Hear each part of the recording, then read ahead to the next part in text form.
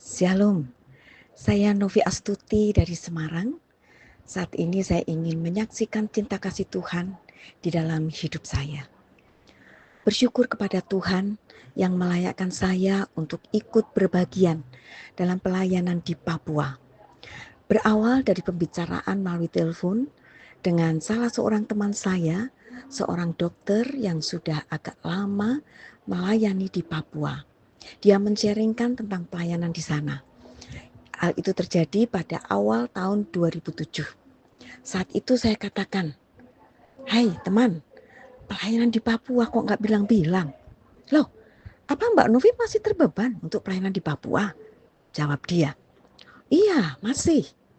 Kemudian saya dihubungkan dengan pimpinan salah satu forum pelayanan di Kota Bandung. Yang setelah melakukan pembicaraan melalui telepon, lalu saya ke Bandung untuk bertemu dengan beliau, langsung berbicara. Nah, saat itu saya masih terikat dengan GKI Pajajaran Magelang. Oleh karenanya tidak bisa secepatnya bergabung dengan forum pelayanan yang akan mengutus saya ke Papua. Baru bulan Juni tahun 2007, saya dapat mengikuti training 1 minggu di Malang dan 1 minggu di Bandung. Kemudian tanggal 7 Juli tahun 2007, dalam kebaktian pengutusan di salah satu gereja di Bandung, kami didoakan untuk melakukan pelayanan dalam bidang pendidikan dan ekonomi di Dekai Yahukimo, Papua. Sebenarnya kerinduan untuk melakukan pelayanan di tanah Papua sudah ada sejak saya mengikuti KKR di GKI Temanggung, Bajem Keranggan, tempat saya bergereja. Saat itu saya masih kelas 2 SMP. Saya menerima Yesus sebagai Tuhan dan Juru Selamat pribadi dan menyerahkan diri untuk menjadi hambanya. Dan terbersit untuk melakukan pelayanan ke Irian Jaya. Waktu saya belum sekolah, kami sekeluarga pernah tinggal di Fak-Fak Irian Jaya sekitar 2,5 tahun. Ayah saya adalah seorang sukarelawan yang pada waktu itu bertugas sebagai kepala sekolah di SMP Negeri Fak-Fak. Saya anak keempat dari 4 bersaudara. Ketiga kakak saya perempuan semua. Jadi kami berempat perempuan semua. Nah, setelah lulus SMA, saya sebetulnya ingin masuk Saat Malang. Namun tidak jadi karena ayah saya yang pada waktu itu masih belum percaya kepada Tuhan Yesus tidak menyetujui. Tapi bersyukur bahwa beberapa bulan yang lalu ayah saya dalam usia yang cukup suntuk, sudah 93 tahun, tetapi pemikiran masih jelas, masih sadar sepenuhnya, Tuhan memperkenankan ayah saya menerima Tuhan sebagai Tuhan dan Juru Selamat pribadinya. Dia dibaptis dan saat ini kalau ada acara perjamuan kudus dilayani oleh Pak Pendeta kami di rumah. Nah, saya anak keempat dari 4 bersaudara. Setelah lulus SMA, saya ingin masuk Saat, namun tidak jadi karena ayah saya tidak menyetujui. Akhirnya saya kuliah di Undip, FISIP, jurusan administrasi niaga. Nah, sebetulnya ada kesaksian tersendiri mengenai bagaimana saya bisa masuk jurusan administrasi niaga. Tapi saya tidak akan sampaikan pada saat ini ya.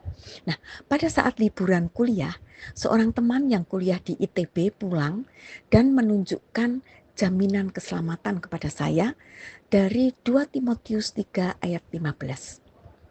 Ingatlah juga bahwa dari kecil engkau sudah mengenal kitab suci yang dapat memberi hikmat kepadamu dan menuntun engkau kepada keselamatan oleh iman kepada Kristus Yesus. Saudari-saudara sekalian, walaupun sejak kelas 2 SMP saya telah mengajar sekolah minggu dan menerima Tuhan Yesus sebagai Tuhan dan Juru Selamat pribadi, namun tentang jaminan keselamatan baru saya dapatkan, baru saya mengerti, baru saya pahami saat saya sudah kuliah di Undip. Dan selanjutnya saya dibina di Perkantas Semarang melalui KTB. Sejak itu saya pelayanan di Perkantas Semarang, bahkan setelah bekerja pun masih bantu melayani mahasiswa di dalam kelompok kecil. Kerinduan saya untuk melayani di Irian Jaya sempat hilang setelah bekerja, karena menikmati dunia kerja sambil pelayanan di Perkantas ketika bekerja di Semarang atau di gereja setempat saat saya bekerja di luar kota Semarang. Saat itu saya kehilangan fokus pelayanan, lebih mementingkan keperluan saya sendiri, sehingga pelayanan menjadi sambilan. Sampai beberapa waktu lamanya, saya merasa kering secara rohani. Saya mulai ingat akan kerinduan pelayanan di Papua, sehingga saya mulai mencari-cari. Saya menghubungi pesat, bahkan Perkantas Jayapura, namun tidak ada kelanjutan. Saya berpikir memang bukan di situ jalan saya untuk sampai ke Papua. Pertama, pelayanan ke Papua, saya berangkat ke Papua bersama dengan satu tim, ada terdiri dari 6 orang dan 1 anak kecil. Karena salah satu 2 orang di antara kami itu mereka sudah berkeluarga, dan kami semua berangkat suami istri 2 orang. Nah, walaupun sejak awal saya dan salah satu teman dari 6 orang ini dipersiapkan untuk masuk tim ekonomi, karena kami akan melayani di bidang pendidikan dan di bidang ekonomi di Dekai Yahukimo, yaitu ibu kota Yahukimo, Kabupaten Yahukimo. Namun kesiapan Pemda saat itu baru di bidang pendidikan, sehingga kami 6-6-nya terjun di dalam bidang pendidikan sama-sama. Kami mulai membuka kelas persiapan. Jadi kami menerima murid yang kami fokuskan untuk suku Momuna, suku asli daerah tempat kami melayani, yaitu di Dekai Yahukimo. Akan tetapi tidak dapat dipungkiri bahwa akhirnya banyak juga murid kami berasal dari suku Yali, Kimial, dan beberapa pendatang. Bahkan ada satu yang berlainan iman dengan kami. Nah, Yahukimo itu kepanjangannya itu sebetulnya singkatan dari suku-suku yang mendiami tempat di Kabupaten Yahukimo itu, yaitu suku Yali, Hupla, Kimial, Yahukimo, dan Momuna. Dan yang persis berada di Dekai itu adalah suku Momuna. Akan tetapi suku Momuna ini mereka masih sangat nomaden. Jadi mereka mencari makan itu di hutan. Nah, saudara-saudari sekalian, senang sekali ketika kami membuka sekolah, kami masuk ke hutan-hutan tempat tinggal suku asli Yahukimo, baik yang berasal dari Dekai maupun yang berasal dari gunung, untuk mengajak mereka menyekolahkan anak mereka. Kami bersukacita sekali ketika melihat anak-anak kecil yang ketika kami ajak masuk sekolah, mereka tidak tahu berbahasa Indonesia. Mereka berbahasa suku mereka masing-masing. Sehingga ketika kami dipersiapkan, baik di Malang maupun di Bandung, kami mulai belajar sedikit-sedikit bahasa Momuna. Karena setahu kami yang menduduki tempat Dekai itu adalah suku Momuna. Akan tetapi pada kenyataannya, ternyata banyak suku Yali yang berada di tempat itu. Suku Momuna ini terhitung masih terpinggirkan. Suku Yali ini lebih maju posisinya, sehingga ada di antara mereka beberapa yang sudah menjadi pegawai negeri. Mereka sudah bekerja di kantor-kantor. Tetapi suku Momuna hampir dikatakan belum ada. Oleh karena itu, kami pun akhirnya juga belajar bahasa Yali. Yang masih teringat sekarang ini tinggal abok, itu bahasa Yali. Ya, kalau kita berjumpa begitu shalom, begitu itu abok, begitu ya. Kemudian kalau bahasa Momuna "Kontrebe," sambil tangannya diangkat ke atas begitu. Itu sebuah keramahan, sapaan kepada orang yang dijumpai. Yang lain-lain saya sudah lupa saat ini ya. Jadi yang masih saya ingat itu hanya itu, "Kontrebe" dengan "abok" begitu ya. Dan kalau bahasa Yali itu kalau kita mengatakan, "Wah, bersyukur, bersukacita," begitu ya. "Syukur, terima kasih." Begitu mereka ngomongnya begini, "Wah, wah, wah, wah, wah, wah," begitu. Sambil tangannya diangkat-angkat begitu ya. Dan itu menyatakan satu kegembiraan, satu kesukacitaan begitu. Dan kalau orang-orang sudah mengatakan begitu, lalu biasanya diiringi dengan tari-tarian begitu ya. Dan itu sangat menyukakan. Nah, Ibu, Bapak, dan saudara-saudari sekalian, saya lanjutkan.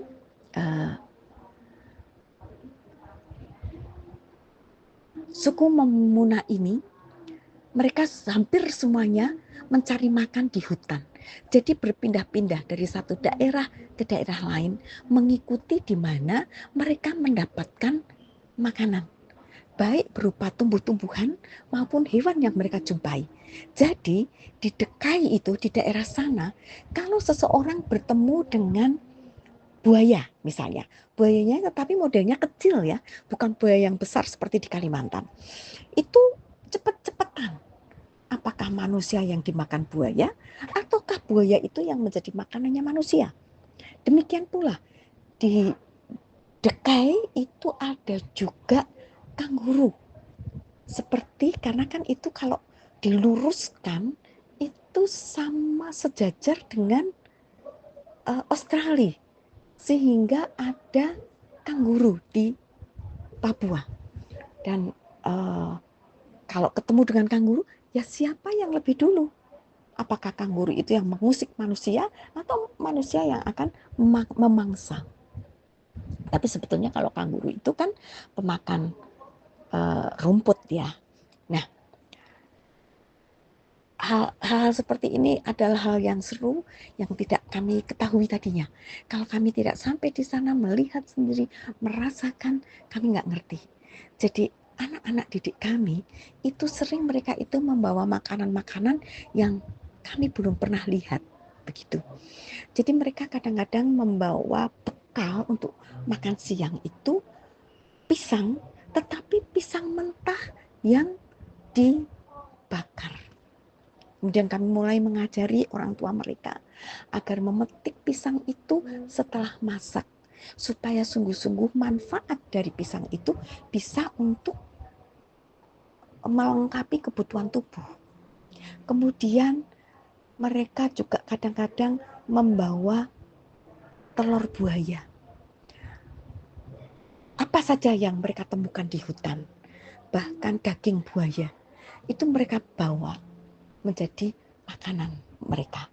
Jadi anak-anak kami ini beragam sekali, terutama ini adalah yang dari suku Memuna. Sementara kalau dari suku Yali, kebanyakan mereka sudah makan hampir mirip dengan kita. Makan nasi dengan lauk begitu ya, tetapi porsinya luar biasa. Porsinya banyak sekali. Sehingga satu ketika saya berkumpul dengan ibu-ibu di sana, ibu-ibu gereja, mereka mengatakan, "Ibu Novi, kenapa makan sedikit sekali? Tidak maukah makan bersama-sama dengan kami?"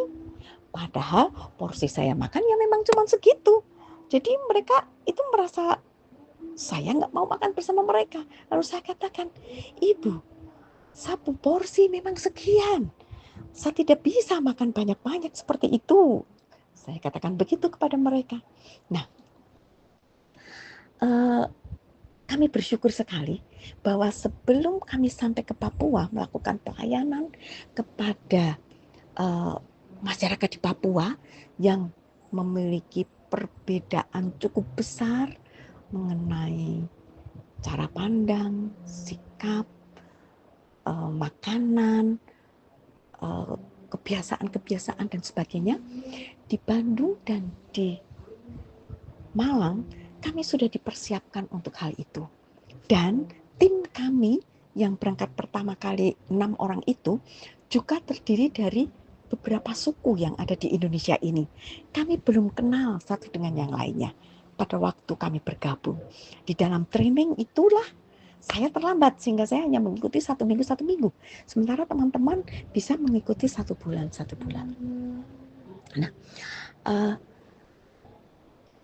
disitulah kami mulai belajar untuk bisa saling memahami, saling menerima, saling menghargai, tidak menganggap yang lain remeh atau lebih kecil dari kita, begitu ya. Karena kan kita sebagai manusia di dalam kedagingan kita yang sudah berdosa ini, keakuan kita, kan seringkali kita merasa bahwa suku kita adalah suku yang paling bagus, yang paling baik, yang paling the best. Tetapi sejak kami training bersama itu, kami belajar bahwa kami semua sama di hadapan Tuhan. Tidak ada yang lebih dan tidak ada yang kurang. Kita semua sama-sama manusia berdosa. Termasuk ketika kami dikirim ke Papua. Yang rencananya kami akan mengajar mereka. Tetapi ternyata kami yang diajar oleh Tuhan. Banyak perkara kami diajar oleh Tuhan di sana.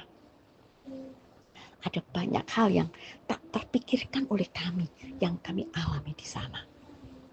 Nah, tadi saya ingin menceritakan betapa senang dan sukacita hati kami ketika kami mendapati anak-anak murid kami yang ketika kami rekrut, kami ajak sekolah, tidak tahu berbahasa Indonesia, dalam waktu sekitar 2 minggu mereka sudah bisa berbahasa Indonesia, bahkan bisa berbahasa Inggris. Dan satu ketika mereka menyanyikan bahasa Inggris di gereja. Dan saya bersyukur sekali, kami semua bersyukur melihat wajah-wajah yang penuh sukacita dari orang tua mereka. Kelihatan bahwa mereka bersyukur dan bangga sekali akan anak-anak mereka. Di situ saya menjumpai bahwa anak-anak Papua di pedalaman bukanlah anak-anak yang bodoh. Mereka hanya belum memiliki kesempatan untuk belajar yang sama dengan kita saudara-saudaranya di luar Pulau Papua. Mereka juga belum berkesempatan memiliki guru-guru yang mengasihi mereka, yang mau berkorban untuk membuat mereka pintar dan pandai. Karena kebanyakan, maaf kata, guru-guru karena memang kondisi juga masyarakat di sana yang mendesak. Kadang-kadang kalau ada anak tidak naik kelas, itu orang tua datang membawa parang. Sehingga guru-guru daripada diparang, dinaikkan saja anak-anak itu. Nah, ketika mereka terus naik kelas, tapi mereka tidak menguasai pelajaran. Nah, di sekolah yang kami dirikan ini, namanya Sekolah Kristen Anugerah DKI, kami terus sejak kecil kami desakkan kepada mereka bahwa yang utama kita belajar itu adalah kita menguasai persoalan.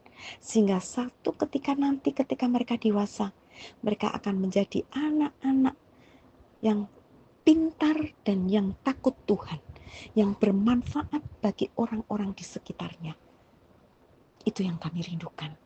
Dan kami berusaha mereka tidak pernah mencontek. Kami mengintegrasikan setiap mata pelajaran dengan firman Tuhan. Sehingga apapun, bahkan matematika pun kami integrasikan dengan firman Tuhan. Jadi kami rindu anak-anak ini boleh mengalami pertumbuhan, mengalami kepandaian, tetapi bersamaan dengan itu karakter Kristiani terbentuk di dalam diri mereka. Karena apa gunanya kepandaian kalau tidak memiliki takut akan Tuhan? Bukankah itu sudah terbukti? Ketika dewasa, pandai, tidak takut Tuhan, maka akan menjadi bencana bagi keluarga, bagi orang-orang di sekitar, bahkan bagi negara ini. Ya, Bapak, Ibu, saudara-saudari yang dikasihi oleh Tuhan dan yang saya tahu mengasihi Tuhan. Saat itu ya, orang-orang di Papua, khususnya di kota Dekai, dibuatkan rumah sosial oleh pemerintah. Akan tetapi mereka tidak diajar hidup bersih dan sehat. Sehingga hampir semua masyarakat Momona itu memiliki persoalan kesehatan yang hampir menyeluruh, yaitu penyakit kulit kaskado istilahnya. Jadi kulitnya itu cukup mengerikan kalau dilihat begitu ya. Tetapi ketika kita mulai menolong mereka untuk menjaga kebersihan dan juga sudah mulai ada puskesmas, kita juga antar mereka untuk berobat ke puskesmas dan mendapatkan pelayanan yang baik dari puskesmas, dari dokter, juga dokter-dokter muda pada waktu itu yang datang ke Dekai. Maka sedikit demi sedikit kaskado ini bisa teratasi walaupun cukup sulit. Kita juga mengajarkan bagaimana mereka harus sikat gigi, bagaimana mereka harus mandi, dan saya sungguh salut kepada teman-teman saya yang dengan penuh kasih mereka membawa anak-anak ke sungai, karena memang mandinya di sungai, untuk sikat gigi di sana. Dokter muda yang bekerja sama dengan kami pun mereka juga mengajarkan bagaimana menyikat gigi, mencuci rambut, padahal rambutnya krus-krus itu ya. Kemudian juga mandi supaya bersih begitu ya. Ini semuanya kami ajarkan. Dan kami sungguh bersuka cita ketika akhirnya anak-anak bisa melakukannya sendiri.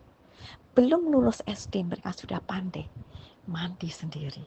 Sudah pandai mematut baju sendiri. Tadinya mereka memakai baju asal-asalan. Begitu.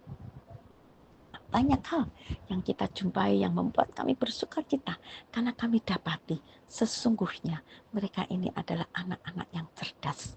Dan ini mengingatkan kepada saya, bukankah setiap orang diciptakan oleh Tuhan segambar dengan rupa Allah, sehingga tidak ada satupun di antara kita yang terbelakang. Hanya saja kita kadang-kadang belum mendapatkan kesempatan, ataupun Tuhan mengizinkan kita mengalami keberbedaan dengan yang lain, dengan satu maksud, untuk kemuliaan nama Tuhan. Nah, rupanya kesaksian saya belum bisa selesai. Saya cukupkan sampai di sini. Nanti akan saya sambung untuk forum kesaksian di berikutnya. Sampai sekian, biarlah nama Tuhan dipermuliakan melalui apapun yang kita alami di dalam dunia ini. Terpujilah nama Tuhan sekarang sampai selama-lamanya. Shalom, dah.